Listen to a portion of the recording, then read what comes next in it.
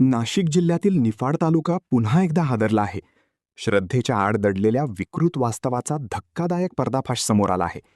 धारणगाव खडक येथील तथाकथित भोंदू महेश गिरी उर्फ महेश दिलीप काकडे याच्या विरोधात महिलेचे लैंगिक शोषण आणि जादूटोण्यासारख्या गंभीर आरोपांमुळे संतापाची लाट उसळली आहे. लासलगाव पोलिसांनी आरोपीला ताब्यात घेऊन निफाड येथील प्रथम वर्ग न्यायाधीश श्रीमती S सुक्रे यांच्या न्यायालयात हजर केले असता न्यायालयाने त्याला थेट 5 दिवसांची पोलीस कोठडी सुनावली आहे.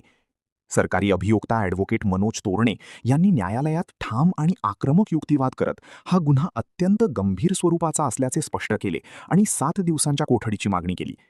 मात्र न्यायालयाने सर्व बाबींचा विचार करून आरोपीला 5 दिवसांची पोलीस कोठडी ठोठावली. दरम्यान या प्रकरणाची व्याप्ती केवळ एका गुन्ह्यापुरती मर्यादित नसून यामागे आणखी अनेक धक्कादायक बाबी समोर येण्याची शक्यता व्यक्त केली जात आहे. त्यामुळे येत्या काळात आणखी गुन्हे दाखल होण्याची शक्यता नाकारता येत नाही. श्रद्धेच्या नावाखाली सुरू असलेल्या अशा भोंदूगिरीचा पर्दाफाश होणे ही काळाची गरज बनली आहे. आणि आता प्रश्न एकच, अशा विकृत प्रवृत्तींना आळा कधी बसणार? सध्या पोलिसांकडून या प्रकरणाचा सखोल तपास सुरू असून पुढे आणखी कोणते धक्कादायक खुलासे होतात याकडे संपूर्ण जिल्ह्याचे लक्ष लागले आहे. Rajendra Thorat, bureau report, Niphad.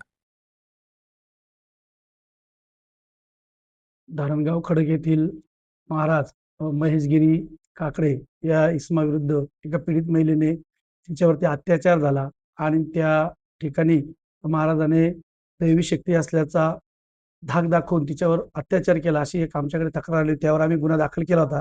त्यामध्ये भारतीय न्याय संहिता अन्वये आपल्या अत्याचाराचे कलम त्याच पद्धतीने जादूटोणाविरोधीचे कलम अन्वये गुन्हा दाखल केला होता.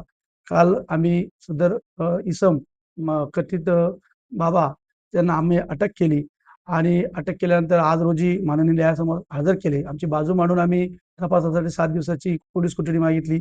त्यावर माननीय मेहरबान न्यायालयाने 5 दिवसाची कोठडी मागितली, पोलीस कोठडी मंजूर केलेली आहे. त्यामध्ये आम्ही आता पुढील तपास करीत आहोत.